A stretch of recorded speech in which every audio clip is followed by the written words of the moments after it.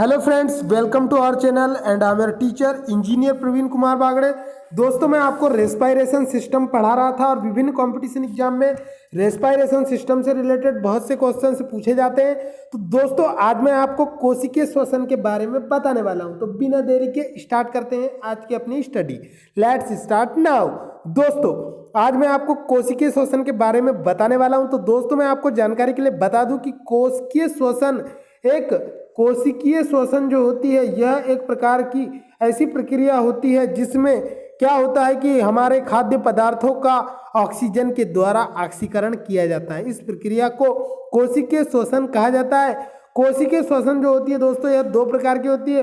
कोशिकीय श्वसन से हमारे शरीर का भार कम होता है। क्या होता है दोस्तों? भार कम होता है। यह एक प्रकार की कैटाबॉलिक प्रोसेस होती है या अपचयी प्रक्रिया होती है। कैसी प्रक्रिया होती है? अपचयी प्रक्रिया होती है दोस्तों। यह एक प्रकार की अपचयी या कैटाबॉलिक प्रोसेस होती है। इससे शरीर के भार में कमी होती है और श्वसन का नियंत्रण मस्तिष्क के मेडुला ऑब्लांगेटा भाग से किया जाता है। दोस्तों, कंपटीशन एग्जाम में कई बार पूछा जाता है कि श्वसन एक कैसी प्रक्रिया है, तो यह एक अपचयी क्रिया या कैटाबॉलिक प्रोसेस है दोस्तों। इस फैक्ट को आपको याद रखना है। इसके अलावा श्वसन का नियंत्रण भी मस्तिष्क के मेडुला ऑब्लांगेटा से किया जाता है दोस्तों। अब मैं आपको जानकारी के लिए बता दूं दोस्तों, कोशिकीय श्वसन मुख्य रूप से दो प्रकार का होता है, आक्षी श्वसन और अनाक्षी श्वसन। सबसे पहले मैं बात करूंगा अनाक्षी श्वसन की। दोस्तों, जो श्वसन ऑक्सीजन की अनुपस्थिति में होता है उसे अनाक्षी श्वसन कहा जाता है, यानी कि एनएरोबिक रेस्पायरेशन ऐसा श्वसन होता है जो ऑक्सीजन की अनुपस्थिति में किया जाता है। इसे अनाक्षी श्वसन के नाम से भी जाना जाता है। इसमें ग्लूकोज को बिना ऑक्सीजन के मांसपेशियों में लैक्टिक अम्ल के रूप में बदल दिया जाता है। तो दोस्तों, जब आप सुबह सुबह दौड़ लगाना चालू करते हैं तो शुरुआत के दिनों में आपके पैरों में, पिंडलियों में काफ़ी दर्द होता है, क्योंकि वहाँ पायरुविक अम्ल जमा हो जाता है। क्योंकि वहाँ की कोशिकाएं तीव्रता से ऊर्जा प्राप्त करने के लिए ग्लूकोज का अनाक्षी शोषण कर लेती है, जिसके कारण वहाँ पायरुविक अम्ल जमा हो जाता है दोस्तों। लेकिन कई लोग जो होते हैं उसके कारण डॉक्टर के पास जाते हैं और गोलियां खाते हैं। तो दोस्तों, उसे गोली खा के उस दर्द को हमें कम नहीं करना चाहिए, बल्कि मैदान के दर्द को मैदान से ही दूर करना चाहिए। इसके लिए दोस्तों, आपको दूसरे दिन जाकर फिर से उसी जोश और खरोश के साथ दौड़ लगाना चाहिए। और ऐसा आप जब कंटिन्यूअसली करते हैं दोस्तों, कंसिस्टेंसी के साथ, तो आपके पैरों का दर्द छूमंतर हो जाएगा और एक दिन आप बहुत अच्छे दौड़ने वाले बन जाएंगे। तो इस तरह से दोस्तों, हमें छोटी छोटी चीज़ों के लिए दवाइयों का यूज़ नहीं करना है। तो अब आप समझ गए होंगे कि अनाक्षी श्वसन क्या होता है। जब हमारे शरीर को बहुत ही इमरजेंसी में ऊर्जा की आवश्यकता होती है, तो हमारा जो शारीरिक कोशिकाएं होती है वह रेंडमली बहुत ज़्यादा मात्रा में ऊर्जा को प्रोड्यूस करती है, जिसके कारण हमारे शरीर की कोशिकाएं अनाक्षी श्वसन कर लेती है, जिसके कारण हमारी कोशिकाओं में पाया जाने वाला ग्लूकोज मांसपेशियों में पायरुविक लैक्टिक अम्ल में बदल जाता है। और बैक्टीरिया और ईस्ट की जो कोशिकाएं होती है दोस्तों, अगर वो अनाक्षी श्वसन करती है तो उनमें जो ग्लूकोज होता है वो इथाइल अल्कोहल में विघटित हो जाता है दोस्तों। इसके अलावा मैं आपको जानकारी के लिए बता दूं कि इस प्रोसेस को, अनाक्षी श्वसन को, शर्करा किण्वन या शुगर फर्मेंटेशन भी कहते हैं। इसके अंतर्गत होने वाले संपूर्ण प्रक्रम को ग्लाइकोलिसिस कहते हैं। इसके अलावा दोस्तों, अनाक्षी श्वसन के अंत में पायरुविक अम्ल बनता है। अनाक्षी श्वसन के अंत में पायरुविक अम्ल बनता है दोस्तों। अनाक्षी श्वसन के अंत में पायरुविक अम्ल बनता है। तो आप समझ गए होंगे कि जो हमारे पैरों में जो लैक्टिक एसिड जमा होता है वो बाद में पायरुविक अम्ल में कन्वर्ट हो जाता है। अनाक्षी श्वसन प्राय जीवों में गहराई में स्थित ऊतकों में इमरजेंसी ऊर्जा प्रोडक्शन के दौरान होता है और अंकुरित हुए बीजों में और फलों में थोड़े समय के लिए होता है, परंतु ईस्ट और जीवाणुओं में अनाक्षी श्वसन ही पाया जाता है दोस्तों। वो ऐसे जगह पर ही पाए जाते हैं, जीवाणु और ईस्ट, जहां पर ऑक्सीजन प्रॉपर मात्रा में नहीं होती है। अब आगे बढ़ते हैं दोस्तों, बात करेंगे ऑक्सी श्वसन पे। दोस्तों, हम डिस्कस कर रहे थे अब ऑक्सी श्वसन के ऊपर। ऑक्सी श्वसन को इंग्लिश में एरोबिक रेस्पायरेशन कहा जाता है दोस्तों। क्या कहा जाता है? ऑक्सी श्वसन को इंग्लिश में एरोबिक रेस्पायरेशन कहा जाता है। यह ऑक्सीजन की उपस्थिति में होता है। तो दोस्तों, ऑक्सी श्वसन मतलब कि ऑक्सीजन की उपस्थिति में होता है। यह श्वसनीय पदार्थ का पूरा ऑक्सीकरण होता है, जिसके फलस्वरूप कार्बन डाइऑक्साइड एवं जल बनते हैं, यानी कि H2O बनते हैं, तथा काफी मात्रा में ऊर्जा मुक्त होती है। तो दोस्तों जब हम प्रॉपर मात्रा में ऑक्सीजन लेकर के जब हम किसी भोजन का पाचन करते हैं या ऑक्सीशोषण करते हैं तो ज़्यादा मात्रा में ऊर्जा विमुक्त होती है। जैसे कि हम रात में सोते हैं तो हमारा शरीर जो है ज़्यादा एनर्जी को प्रोड्यूस करता है, जिसके कारण सुबह उठने पर हमें ताजगी का अनुभव होता है और बहुत ज़्यादा फ्रेश लगता है। इसके अलावा आपने देखा होगा जब आप सुबह उठ के कोई काम करते हैं तो उस काम में भी आपकी बहुत फुर्ती होती है, क्योंकि रात भर जो हम सोते हैं और जो ऑक्सीशोषण करते हैं उसके फलस्वरूप जो एनर्जी होती है जो एटीपी के रूप में हमारे शरीर में एकत्र होती है, उससे हमारे शरीर में नई ताजगी और नया जोश होता है। आगे बढ़ते हैं दोस्तों। इसके अलावा आपको ये भी पता होगा कि सुबह सुबह जो है वातावरण में कार्बन डाइऑक्साइड का लेवल कम हो जाता है, ऑक्सीजन जो है फ्रेश वाली मिलती है आपको, तो वह भी आपके दिमाग को ज़्यादा तेजी से कार्य करने में और आपके बॉडी को एनर्जेटिक बनाए रखने में मदद करती है। अब बात करेंगे दोस्तों, कोशिकीय श्वसन में होने वाली जटिल प्रक्रिया को 2 भागों में बांटा जाता है। तो उन जटिल प्रक्रियाओं के ऊपर में दोस्तों कंपटीशन एग्जाम में कई बार क्वेश्चन से पूछे जा चुके हैं। सबसे पहले मैं आपको बताऊंगा ग्लाइकोलिसिस के बारे में। दोस्तों सबसे पहले तो कंपटीशन एग्जाम में क्वेश्चन आता है कि ग्लाइकोलिसिस का दूसरा नाम क्या होता है। तो दोस्तों ग्लाइकोलिसिस का दूसरा नाम ईएमपी पथ भी होता है। ईएमपी पथ इसीलिए कहा जाता है क्योंकि ग्लाइकोलिसिस का अध्ययन सर्वप्रथम एम्बर्डेन, मेयरहॉफ और पार्सन नामक वैज्ञानिकों ने किया था। दोस्तों 3 वैज्ञानिक थे, एम्बर्डेन, मेयरहॉफ और पार्सन। एम्बेडेड, मेयरहॉफ और पार्सन, इन तीनों के नाम के शॉर्ट फॉर्म के आधार पर ईएमपी पथ कहा जाता है। ग्लाइकोलिसिस को ईएमपी पथ भी कहा जाता है। ये तीनों दोस्त थे या जो भी रहे होंगे, इन्होंने ही ग्लाइकोलिसिस की खोज की थी, इसीलिए ग्लाइकोलिसिस को ईएमपी पथ कहा जाता है। इसके खोजकर्ता वैज्ञानिक एम्बेडेन, मेयरहॉफ और पार्सन थे, इसीलिए इसे ईएमपी पथ कहा जाता है। इस फैक्ट को आपको 110% याद रखना है दोस्तों, यह कॉम्पिटिशन एग्जाम में कई बार पूछा जाता है। इसके अलावा इसे अनाक्षी शोषण या शर्करा किण्वन भी कहा जाता है। तो दोस्तों ग्लाइकोलिसिस को अनाक्षी शोषण या शर्करा किण्वन, शुगर फर्मेंटेशन या अनएरोबिक रेस्पिरेशन भी कहा जाता है। इसमें ऑक्सीजन की अनुपस्थिति में ऊर्जा मुक्त होती है। इसके अलावा दोस्तों यह अवस्था ऑक्सी एवं अनाक्षी दोनों प्रकार के शोषण में उपस्थित होती है। एक ग्लूकोज अणु का ग्लाइकोलिसिस में विघटन के फलस्वरूप पायरुविक अम्ल के 2 अणु बनते हैं। तो दोस्तों जब ग्लूकोज अणु का ग्लाइकोलिसिस में विघटन के फलस्वरूप 2 पायरुविक अम्ल के अणु बनते हैं, तो ये वही पायरुविक अम्ल होता है दोस्तों, जो कि क्या होता है, ये वही पायरुविक अम्ल होता है जो लैक्टिक, यही वही पायरुविक अम्ल होता है जो हमारे शरीर में पाया जाता है। आगे बढ़ते हैं दोस्तों। इसके बाद में हम बात करेंगे कि इस प्रक्रिया को आरंभ करने में 2 अणु एटीपी व्यय होते हैं। तो दोस्तों एटीपी का फुल फॉर्म कंपटीशन एग्जाम में पूछा जाता है, रेलवे में कई बार पूछा जा चुका है, व्यापम ने भी कई बार पूछा है। तो दोस्तों एटीपी का पूरा नाम जो होता है एडिनोसिन ट्राइफॉस्फेट होता है। एडिनोसिन ट्राइफॉस्फेट होता है, यहाँ पर आप देख सकते हैं ये लिखा हुआ है एडिनोसिन ट्राइफॉस्फेट। इसमें फॉस्फेट के 3 परमाणु होते हैं।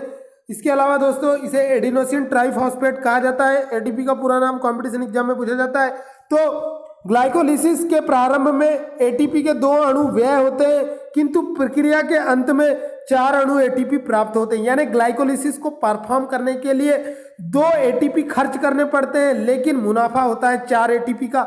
इस तरह 2 ग्लाइकोलिसिस के दौरान 2 अणु एटीपी हमको प्राप्त होते हैं दोस्तों, और इस कारण एक एटीपी से हमें 8000 और 2 एटीपी से 16000 कैलोरी ऊर्जा प्राप्त होती है। तो दोस्तों कंपटीशन एग्जाम में पूछा जाता है कि ग्लाइकोलिसिस में कितने एटीपी बनते हैं। तो दोस्तों ग्लाइकोलिसिस में 4 एटीपी बनते हैं। 2 एटीपी आपको वहां पे इन्वेस्ट करना पड़ता है, 4 एटीपी बनते हैं और टोटल 2 एटीपी का बेनिफिट यानी कि फायदा होता है दोस्तों। यहाँ पर भी बिजनेस हो गया। आगे बढ़ते हैं दोस्तों। इसके बाद में मैं आपको बताऊंगा कि कार्बोहाइड्रेट, अब बात कर रहे थे हम दोस्तों ग्लाइकोलिसिस की। तो दोस्तों ध्यान से देखिएगा, ग्लाइकोलिसिस में ऑक्सीजन की आवश्यकता नहीं होती है, क्योंकि ये प्रक्रिया अनाक्षी शोषण या एनाएरोबिक रेस्पिरेशन या शुगर फर्मेंटेशन कहलाती है एवं अनाक्षी शोषण में एक समान होती है। तो दोस्तों आगे बढ़ते हैं। इसमें हाइड्रोजन के 4 परमाणु बनते हैं जो NAD को NADH2 में बदलने के काम आते हैं। तो दोस्तों NADH2 क्या होता है? दोस्तों मैं आपको जानकारी के लिए बता दूं कि NADH2 का पूरा नाम रिड्यूस्ड निकोटिनेमाइड एडेनिन डाइन्यूक्लियोटाइड होता है, जो कि एक प्रकार का महत्वपूर्ण यौगिक होता है, जो कि ग्लाइकोलिसिस के दौरान बनता है। इसके ऊपर ज़्यादा क्वेश्चंस नहीं आते हैं। तो दोस्तों अब इसको आगे बढ़ते हैं। आगे मैं बताऊंगा अब आपको क्रेब्स चक्र के बारे में। तो दोस्तों जाइएगा मत, देखते रहिए हमारे वीडियो को।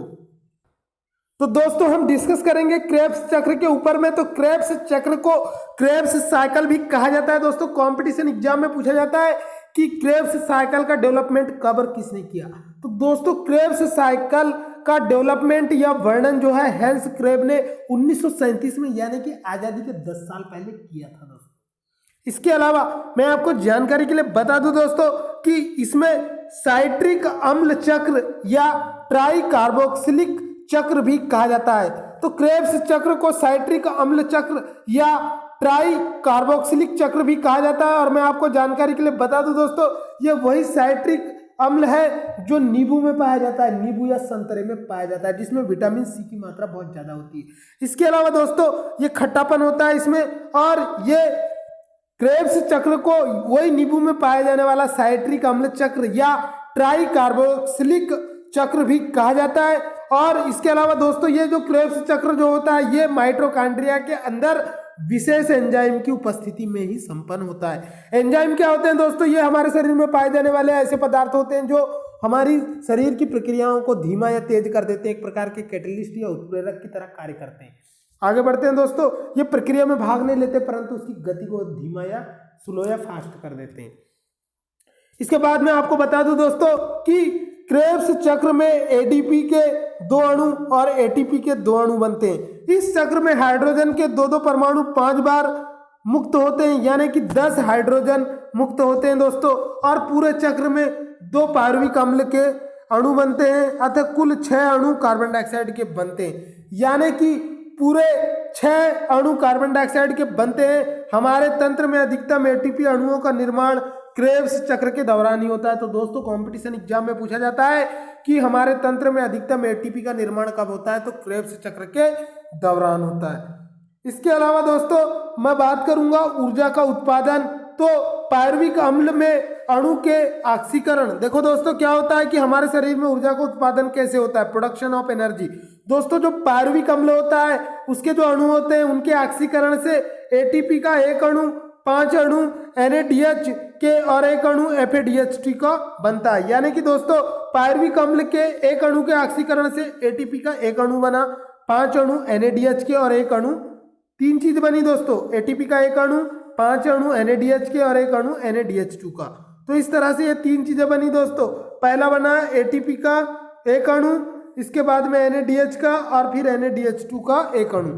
तो इस तरह से दोस्तों क्या होता है कि जब हमारे शरीर में ऊर्जा का उत्पादन होता है तो 5 अणु NADH के, 1 अणु एटीपी का और 1 अणु NADH2 का बनता है।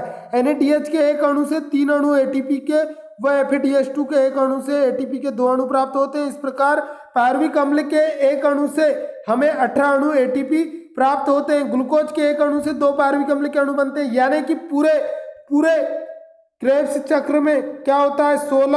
16 एटीपी के अणु प्राप्त होते हैं और ग्लाइकोलिसिस में 2 एटीपी का लाभ होता है। यानी कि ग्लाइकोलिसिस और क्रेब्स चक्र दोनों को मिलाकर के 38 एटीपी का लाभ होता है। दोस्तों इतना सारा आपको थ्योरी याद नहीं रखना है, आपको सिर्फ इतना याद रखना है कि ग्लाइकोलिसिस में 2 एटीपी बनते हैं, क्योंकि 2 एटीपी तो ग्लाइकोलिसिस को परफॉर्म करने में लगते हैं, 4 एटीपी टोटल प्राप्त होते हैं, यानी 2 एटीपी का हमें लाभ होता है। और आपके क्रेब्स चक्र में टोटल 36 एटीपी का लाभ होता है, क्योंकि उसमें ग्लूकोज के 1 अणु से 2 पायरुविक अम्लों का निर्माण होता है और 1 पायरुविक अम्ल से 18 एटीपी बनते हैं और 2 पायरुविक अम्ल से 36 एटीपी बनते हैं। इस तरह 38 एटीपी बनते हैं। तो इस तरह से आपके पूरे कोशिकीय श्वसन में 38 एटीपी का लाभ होता है। एटीपी का पूरा नाम एडिनोसिन ट्राइफॉस्फेट होता है। ज्यादा लचपच याद नहीं रखने का है दोस्तों। आगे बढ़ते हैं। इसके बाद में अब मैं आपको बता दूं श्वसनीय पदार्थ के बारे में। दोस्तों जब हम श्वसन करते हैं तो सबसे पहले हमारे शरीर में क्या पचता है? अगर आपने चावल खाया है तो दोस्तों वो कार्बोहाइड्रेट का बना होता है, वो सबसे पहले चट हो जाता है, पच जाता है। उसके बाद में वो नंबर लगता है वसा का। दोस्तों अगर आपने चिकन खाया है, अंडा खाया है या तेलीय पदार्थ खाया है तो उसको पचाने के लिए आपको ज्यादा समय लगता है, वो ज्यादा हेल्दी होता है। इसके बाद में होता है दोस्तों प्रोटीन। अगर आपने अंडा या दाल खाया है तो आपको वो लंबे समय तक उसे पचाने में समय लगता है। अगर आप जो है चना दाल की, भारत में हमारे बालाघाट जिले में चने दाल के बड़े खाए जाते हैं, अगर आप चने दाल का ज्यादा बड़ा खा लेते हैं या चने सुबह उठ के ज़्यादा खा लेते हैं भीगे वाले तो आपको दूसरे दिन पतली चालू हो जाती है दोस्तों। उसका रीज़न ये होता है क्योंकि प्रोटीन जो होता है वो ऐसा श्वसनीय पदार्थ होता है जो इजीली नहीं पचता है। उसे पचाने के लिए हमारे लीवर को ज़्यादा मेहनत करना पड़ता है और हमारे आमाशय को भी ज़्यादा HCl सेक्रेट करना पड़ता है। इस तरह से बहुत सारी प्रोसेस होती है दोस्तों, जिसके कारण हमारे शरीर में प्रोटीन को पचाने में ज़्यादा मेहनत करना पड़ता है शरीर को। तो कार्बोहाइड्रेट को पचाने के लिए हमारे शरीर को सबसे कम मेहनत करना पड़ता है, उसके बाद में वसा को, फिर प्रोटीन को। तो सबसे पहले कार्बोहाइड्रेट का श्वसनीय होता है, यानी कि कार्बोहाइड्रेट को पचाया जाता है, इसके बाद वसा और लास्ट में प्रोटीन का पाचन होता है, ये श्वसन होता है। तो दोस्तों श्वसन एक कैटाबॉलिक या अपचयी प्रक्रिया है। इसमें शरीर के भार में कमी आती है। श्वसन का नियंत्रण मस्तिष्क के मेडुला ऑब्लांगेटा भाग के द्वारा किया जाता है। तो दोस्तों जब हम रात में सोते हैं तो हमारी जो श्वसन की प्रक्रिया है वो तीव्र हो जाती है और कई लोग जो है वो बहुत ज़्यादा मात्रा में श्वसन नहीं कर पाते हैं क्योंकि उनकी नाक की जो नलिकाएं होती है वो काफ़ी बारीक हो जाती है। जैसे बूढ़े लोग जो होते हैं या कई लोग जो होते हैं तो वो रात में दोस्तों उनके मुंह से खर्राटों की आवाज़ आती है, तो वो लोग मुंह फाड़ के श्वसन करते हैं। तो इस तरह की कुछ सामान्य प्रक्रियाएं पाई जाती है दोस्तों मनुष्य जीवन में। तो किसी के लिए हंसी ना उड़ाए। अब आप ये मत सोचना कि सर आप भी खर्राटे मारते हैं क्या। तो दोस्तों मिलेंगे अगले वीडियो में पोषक पदार्थ के साथ। तो दोस्तों मिलते हैं अगले वीडियो में पोषक पदार्थ के साथ। मैं था आपका टीचर इंजीनियर प्रवीण कुमार बागड़े। तब तक के लिए दोस्तों सलामत रहे और जरूरत पड़ने पर ही घर से बाहर निकले, मास्क का यूज करें, सैनिटाइजर लगाए और दोस्तों बी सेफ, बी अलर्ट। मिलते हैं अगले वीडियो में, तब तक के लिए टाटा बाय बाय, खुदा हाफिज।